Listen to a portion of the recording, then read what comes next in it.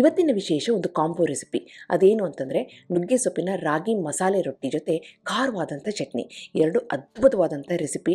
ಬೆಳಿಗ್ಗೆ ತಿಂಡಿಗಂತೂ ಬಾಯಿಗೆ ರುಚಿಯಾಗಿರುತ್ತೆ, ಆರೋಗ್ಯಕರ. ಇದನ್ನ ಹದವಾಗಿ ಮಾಡೋದು ಹೇಗೆ ಅಂತ ನೋಡೋಣ. ನಾನು ಆಶಾ, ನಿಮಗೆಲ್ಲರಿಗೂ ಅಡುಗೆ ಸಾಧನಕ್ಕೆ ಸ್ವಾಗತ. ಈ ಕಾಂಬೋ ರೆಸಿಪಿನಲ್ಲಿ ಮೊದಲು ರಾಗಿ ರೊಟ್ಟಿ ಮಾಡೋಣ. ಅದಕ್ಕೋಸ್ಕರ ಇಲ್ಲಿ ಒಂದು ಪ್ಯಾನಿಗೆ ಒಂದೇ ಒಂದು ಕಪ್ಪಿನಷ್ಟು ನೀರನ್ನ ಸೇರಿಸ್ಕೊಳ್ತಾ ಇದ್ದೀನಿ. ಅದಕ್ಕೆ ರುಚಿಗೆ ತಕ್ಕಷ್ಟು ಉಪ್ಪನ್ನು ಹಾಕಿ ಒಂದು ಅರ್ಧ ಟೀ ಸ್ಪೂನಷ್ಟು ಜೀರಿಗೆನ ಸೇರಿಸ್ತಾ ಇದ್ದೀನಿ. ಹಾಗೆಯೇ ಈ ರಾಗಿ ರೊಟ್ಟಿ ಸ್ವಲ್ಪ ಸಾಫ್ಟಾಗಿರಲಿ ಅಂತಂದ್ಬಿಟ್ಟು ಇಲ್ಲಿ ಒಂದು ಅರ್ಧ ಟೀ ಸ್ಪೂನಷ್ಟು ಬೆಣ್ಣೆನ ಹಾಕಿ ಈ ನೀರಲ್ಲಿ ಚೆನ್ನಾಗಿ ಕುದ್ದು ಬೆಣ್ಣೆ ಕರಗಿದ ಮೇಲೆ ಅದಕ್ಕೆ ಸಣ್ಣ ಸಣ್ಣದಾಗಿ ಕತ್ತರಿಸಿದಂಥ ನುಗ್ಗೆ ಸೊಪ್ಪನ್ನು ಸೇರಿಸ್ತಾ ಇದ್ದೀನಿ.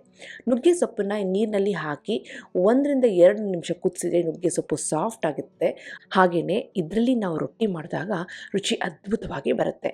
ಈಗ ನೋಡಿ, ಮೀಡಿಯಂ ಫ್ಲೇಮಲ್ಲಿ ಇದು 1-2 ನಿಮಿಷ ಕುದಿರಷ್ಟೇ ಸಾಕು. ಆ ನುಗ್ಗೆ ಸೊಪ್ಪು ಸಾಫ್ಟ್ ಆಗಬೇಕು, ಹಾಗೆ ಆ ನೀರಿನಲ್ಲಿ ಆ ಫ್ಲೇವರ್ ಚೆನ್ನಾಗಿ ಇಳ್ಕೋಬೇಕು. ಇದು ಆದಮೇಲೆ ಸ್ಟವ್ನ ಆಫ್ ಮಾಡಿಬಿಟ್ಟು ಸ್ವಲ್ಪ ಬೆಚ್ಚಗಾಗಬೇಕು, ಅಲ್ಲಿವರೆಗಿಂದ ವೆಯ್ಟ್ ಮಾಡೋಣ. ಈಗ ನೋಡಿ, ಸ್ವಲ್ಪ ಬೆಚ್ಚಗಾಗಿದೆ. ಅದಕ್ಕೆ 1.5 ಕಪ್ಪಿನಷ್ಟು ರಾಗಿ ಹಿಟ್ಟನ್ನು ಸೇರಿಸ್ತಾ ಇದ್ದೀನಿ. 1 ಕಪ್ ನೀರಿಗೆ 1.5 ಕಪ್ಪಿನಷ್ಟು ರಾಗಿ ಹಿಟ್ಟನ್ನು ಸೇರಿಸಿ ಅದಕ್ಕೆ ಇಲ್ಲಿ ಒಂದು ದೊಡ್ಡ ಈರುಳ್ಳನ್ನ ಸಣ್ಣ ಸಣ್ಣದಾಗಿ ಕತ್ತರಿಸ್ಕೊಂಡು ಅದನ್ನು ಸೇರಿಸ್ಕೊಳ್ತಾ ಇದ್ದೀನಿ. ಮಸಾಲೆ ರೊಟ್ಟಿ ಅಲ್ವಾ, ಅದಕ್ಕೆ ನೀವು ಏನು ಬೇಕಾದರೂ ಸೇರಿಸ್ಬಹುದು. ಹಾಗೆಯೇ ಇಲ್ಲಿ ಸ್ವಲ್ಪ ಕರಿಬೇವಿನ ಎಲೆ, ಸ್ವಲ್ಪ ಕೊತ್ತಂಬರಿ ಎಲೆನ ಸೇರಿಸಿ ಇವಾಗ ಇದಕ್ಕೆ ಖಾರಕ್ಕೆ ಇಲ್ಲಿ ಕೆಂಪು ಖಾರನ ನಾನಿಲ್ಲಿ ಸೇರಿಸ್ತಾ ಇದ್ದೀನಿ. ಯಾವುದು ಅಂತಂದರೆ ಕೆಂಪು ಮೆಣಸಿನಕಾಯಿ, ಬೆಳ್ಳುಳ್ಳಿ, ಜೀರಿಗೆ, ಉಪ್ಪನ್ನು ಚೆನ್ನಾಗಿ ಮಿಕ್ಸಿನಲ್ಲಿ ಹಾಕಿ ಈ ರೀತಿ ಪುಡಿ ಮಾಡ್ಕೊಂಡು ರೆಡಿ ಮಾಡ್ಕೊಂಡಿರ್ತೀನಿ. ಇದನ್ನ ರೊಟ್ಟಿಗೆ ಸೇರಿಸ್ಬೋದು, ಪಲ್ಯಕ್ಕೆ ಸೇರಿಸ್ಬೋದು. ಇದರಲ್ಲಿ 1.5 ಟೀ ಸ್ಪೂನಷ್ಟು ಸೇರಿಸ್ತಾ ಇದ್ದೀನಿ. ರುಚಿಗೆ ತಕ್ಕಷ್ಟು ಹೆಚ್ಚು ಕಡಿಮೆ ಮಾಡ್ಕೋಬೋದು. ಇದ್ರ ಬದಲು ನೀವು ಹಸಿ ಮೆಣಸಿನಕಾಯಿ ಪೇಸ್ಟ್ನ ಸೇರಿಸ್ಬೋದು, ಇಲ್ಲ ಸಣ್ಣ ಸಣ್ಣದಾಗಿ ಕತ್ತಿಸ್ಕೊಂಡು ಸೇರಿಸ್ಕೋಬೋದು. ಇವಾಗ ಎಲ್ಲನೂ ಚೆನ್ನಾಗಿ ಮಿಕ್ಸ್ ಮಾಡ್ತಾಯಿದ್ದೀನಿ. ಉಪ್ಪು ಎಲ್ಲ ಹಾಕಾಗಿದೆ. ಇವಾಗ ಹಿಟ್ಟು ಸ್ವಲ್ಪ ಗಟ್ಟಿಯಾಗಿದೆ ಅಂತಂದರೆ ಸ್ವಲ್ಪ ಬಿಸಿ ನೀರನ್ನ ಹಾಕೋಬಹುದು. ತೆಳ್ಳಗಾಗಿದೆ ಅಂದರೆ ಸ್ವಲ್ಪ ರಾಗಿ ಹಿಟ್ಟನ್ನ ಹಾಕ್ಕೊಂಡು ಕಲಿಸ್ಕೋಬೋದು.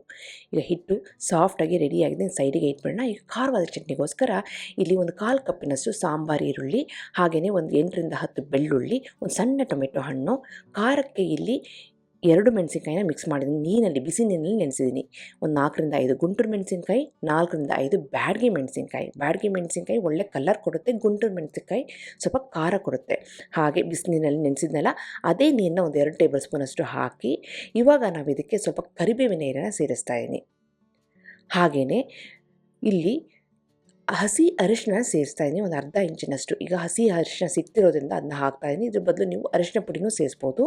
ಒಂದು ನೆಲ್ಲಿಕಾಯಿ ಗಾತ್ರದಷ್ಟು ಹುಣಸೆ ಹಣ್ಣನ್ನು ನೀರಿನಲ್ಲಿ ನೆನೆಸಿಟ್ಟಿದೆ, ಅದನ್ನು ಸಹ ಸೇರಿಸ್ತಾ ಇದ್ದೀನಿ. ರುಚಿಗೆ ತಕ್ಕಷ್ಟು ಉಪ್ಪನ್ನು ಹಾಕಿ ಇದನ್ನು ನುಣ್ಣಗೆ ರುಬ್ಕೋಬೇಕಾಗತ್ತೆ. ಖಾರವಾದಂಥ ಚಟ್ನಿ ಇಲ್ಲಿ ರೆಡಿಯಾಗಿದೆ. ಇದು ಖಾರ ಕಡಿಮೆ ಆಗಬೇಕು ಅಂತಂದರೆ ಇದಕ್ಕೆ ಒಂದು ಸ್ವಲ್ಪ ಒಗ್ಗರಣೆ ಸೇರಿಸಬೇಕಾಗತ್ತೆ. ಅದಕ್ಕೋಸ್ಕರ ಇಲ್ಲಿ ಒಂದು 2 ಟೇಬಲ್ ಸ್ಪೂನಷ್ಟು ಎಳ್ಳೆಣ್ಣೆ ಸೇರಿಸ್ತಾ ಇದ್ದೀನಿ. ಖಾರವಾದ ಚಟ್ನಿಗೆ ಎಳ್ಳೆಣ್ಣೆ ತುಂಬ ರುಚಿಯಾಗಿರುತ್ತೆ. ಅದಕ್ಕೆ ಇಲ್ಲಿ ಸಾಸಿವೆ ಹಾಕಿ ಸಾಸಿವೆ ಚೆನ್ನಾಗಿ ಸಿಡಿದ ಮೇಲೆ ಸ್ವಲ್ಪ ಕರಿಬೇವಿನ ಎಲೆನ ಹಾಕಿದ ಮೇಲೆ ಇವಾಗ ನಾವು ರುಬ್ಬಿದಂತಹ ಆ ಮಸಾಲೆ ಅಂದರೆ ಆ ಚಟ್ನಿನ ಇಲ್ಲಿ ಸೇರಿಸ್ತಾ ಇದ್ದೀನಿ. ಫ್ಲೇಮನ್ನು ಲೋ ಟು ಮೀಡಿಯಮಲ್ಲಿ ಇಟ್ಕೊಂಡು ಇದನ್ನು 1-2 ಕುದಿ ಬರಿಸ್ಬೇಕಷ್ಟೆ. ಹೀಗೆ ಮಾಡಿದರೆ ಏನು, ಖಾರ ಕಡಿಮೆ ಆಗುತ್ತೆ, ಆ ಒಗ್ಗರಣೆ ಎಲ್ಲ ಚೆನ್ನಾಗಿ ಹಿಡಿದುಬಿಟ್ಟು ರುಚಿ ಹೆಚ್ಚಾಗುತ್ತೆ. ಯಾಕೆ ಅಂದರೆ ನಾವು ರುಬ್ಬೋದಕ್ಕೆ ಎಲ್ಲ ಹಸಿ ಸಾಮಗ್ರಿಗಳನ್ನ ಸೇರಿಸಿರೋದು. ಈರುಳ್ಳಿ, ಬೆಳ್ಳುಳ್ಳಿ, ಟೊಮೆಟೊ ಹಣ್ಣು, ಆ ಹಸಿ ವಾಸನೆ ಹೋಗೋವರೆಗೆ 1-2 ನಿಮಿಷ ಲೋ ಟು ಮೀಡಿಯಮ್ ಫ್ಲೇಮಲ್ಲಿ ಇದನ್ನು ಕುದಿಸ್ಬೇಕು. ಇಷ್ಟ ಆದರೆ ರುಚಿಯಾದಂಥ ಖಾರವಾದ ಚಟ್ನಿ ರೆಡಿ. ಇದನ್ನು ಸೈಡಿಗೆ ಇಟ್ಬಿಟ್ಟು ರಾಗಿ ಹಿಟ್ಟು ರೆಡಿಯಾಗಿದೆ ಅಲ್ವಾ, ಅದನ್ನು ಉಪಯೋಗಿಸ್ಕೊಂಡು ಇವಾಗ ತೆಳ್ಳಗೆ ರಾಗಿ ರೊಟ್ಟಿನ ತಟ್ಕೊಳ್ಳೋಣ. ಇಲ್ಲಿ ಒಂದು ಬಟರ್ ಪೇಪರ್ ಮೇಲೆ ಒಂದು 2-3 ಡ್ರಾಪಷ್ಟು ಎಣ್ಣೆನ ಹಾಕ್ಕೊಂಡು ಅದ್ರ ಮೇಲೆ ರಾಗಿ ಹಿಟ್ಟು ರೆಡಿ ಮಾಡ್ಕೊಂಡಿದ್ವಲ್ಲ ಸ್ವಲ್ಪ ಮೃದುವಾಗಿ, ಅದನ್ನು ಹಾಕ್ಕೊಂಡು ಚೆನ್ನಾಗಿ ತಟ್ಕೋಬೇಕಾಗುತ್ತೆ. ತೆಳ್ಳಗೆ ಬೇಕು ಅಂದರೆ ತೆಳ್ಳಗೆ ತಟ್ಕೋಬಹುದು, ದಪ್ಪಕ್ಕೆ ಬೇಕು ಅಂದರೆ ದಪ್ಪಕ್ಕೆ ತಟ್ಕೋಬಹುದು. ಈ ರಾಗಿ ರೊಟ್ಟಿನ ಮಾಡಬೇಕಾದ್ರೆ ನಾವು ಬೆಣ್ಣೆನ ನೀರಿನಲ್ಲಿ ಹಾಕಿ ಬೇಯಿಸೋದ್ರಿಂದ ಈ ರಾಗಿ ರೊಟ್ಟಿ ತುಂಬಾ ಸಾಫ್ಟಾಗಿ ಬರುತ್ತೆ. ಇವತ್ತು ನಾನು ತೆಳ್ಳಗೆ ಅಗಲವಾಗಿ ರಾಗಿ ರೊಟ್ಟಿನ ತಟ್ಟಿದ್ದೀನಿ. ಇಲ್ಲಿ ಹರಳೆ ಚೆನ್ನಾಗಿ ಬಿಸಿಯಾಗಿದೆ, ಫ್ಲೇಮ್ ಹೈಯಲ್ಲಿದೆ. ಫ್ಲೇಮ್ನ ಹೈಯಲ್ಲಿ ಇಟ್ಕೊಂಡು ನಾವು ಮಾಡಿದಂಥ ರಾಗಿ ರೊಟ್ಟಿನ ಬಟರ್ ಪೇಪರ್ ಸಮೇತ ಈ ರೀತಿ ಉಲ್ಟಾ ಹಾಕ್ಕೊಂಡು ಒಂದು 30 ಸೆಕೆಂಡ್ ಆದಮೇಲೆ ಬಟರ್ ಶೀಟ್ನ ಮೆತ್ತಗೆ ತೆಗೆದ್ರೆ ಇದು ಆರಾಮಾಗಿ ಹೊರಗಡೆ ಬರುತ್ತೆ. ಇದನ್ನು ಮಾತ್ರ ನಾವು ಮೀಡಿಯಮ್ ಟು ಹೈ ಫ್ಲೇಮಲ್ಲಿ ಮಾತ್ರ ಬೇಯಿಸಬೇಕು, ಆವಾಗಲೇ ರೊಟ್ಟಿ ಸಾಫ್ಟಾಗಿ ಬರುತ್ತೆ. ಸ್ಲೋ ಫ್ಲೇಮಲ್ಲಿ ಬೇಯಿಸಿದರೆ ಏನಾಗುತ್ತೆ ಅಂದರೆ ರೊಟ್ಟಿ ಸ್ವಲ್ಪ ಗಟ್ಟಿಗೆ ಬರುವಂಥ ಚಾನ್ಸಸ್ ಇರುತ್ತೆ. ಹೀಗೆ ಎರಡೂ ಬದಿನೂ ಸಮವಾಗಿ ಬೇಯಿಸ್ಕೋಬೇಕು. ಸ್ವಲ್ಪ ಮೃದುವಾಗಿರಬೇಕು ಈ ರೊಟ್ಟಿ. ಯಾಕೆ ಅಂತಂದರೆ ನುಗ್ಗೆ ಸೊಪ್ಪು ಹಾಕಿರೋದ್ರಿಂದ ಮೃದುವಾಗಿದೆ, ತುಂಬ ರುಚಿಯಾಗಿ ಬರುತ್ತೆ. ಬೆಣ್ಣೆ ಹಾಕಿ ನಾವು ಕಲಿಸಿರೋದ್ರಿಂದ ಆರಾಮಾಗಿ ರೊಟ್ಟಿ ಮೃದುವಾಗಿ ಬರುತ್ತೆ. ಮೃದುವಾದಂಥ ರಾಗಿ ರೊಟ್ಟಿ ರೆಡಿಯಾಗಿದೆ. ಲಾಸ್ಟಿಗೆ ಮತ್ತೆ ಬೆಣ್ಣೆನ ಬಿಟ್ಟು ಬಿಸಿ ಬಿಸಿಯಾದಂಥ ಈ ರೊಟ್ಟಿಗೆ ಈ ಖಾರವಾದಂಥ ಚಟ್ನಿ ಕೊಟ್ಟರಂತೂ ಎಕ್ಸಲೆಂಟ್ ಕಾಂಬಿನೇಷನ್ನು. ಇದನ್ನು ಬೆಳಿಗ್ಗೆ ತಿಂಡಿಗೆ ಮಾಡಿಬಿಟ್ಟು ಮಧ್ಯಾಹ್ನ ಲಂಚ್ ಬಾಕ್ಸಿಗೂ ಸಹ ಪ್ಯಾಕ್ ಮಾಡ್ಬೋದು. ಲಂಚ್ ಬಾಕ್ಸಿಗೂ ಈ ರಾಗಿ ರೊಟ್ಟಿ ತುಂಬಾ ಸಾಫ್ಟಾಗಿ ಇರುತ್ತೆ. ನಿಮಗೆಲ್ಲ ಈ ರೆಸಿಪಿ ಇಷ್ಟ ಆಗಿದೆ ಅಂತ ಅಂದ್ಕೊಂಡಿದ್ದೀನಿ. ಖಂಡಿತವಾಗ್ಲೂ ಟ್ರೈ ಮಾಡಿ ಹೇಗೆ ಬಂತು ಅಂತ ನಾನು ಕಮೆಂಟ್ ಸೆಕ್ಷನಲ್ಲಿ ದಯವಿಟ್ಟು ತಿಳಿಸಿ.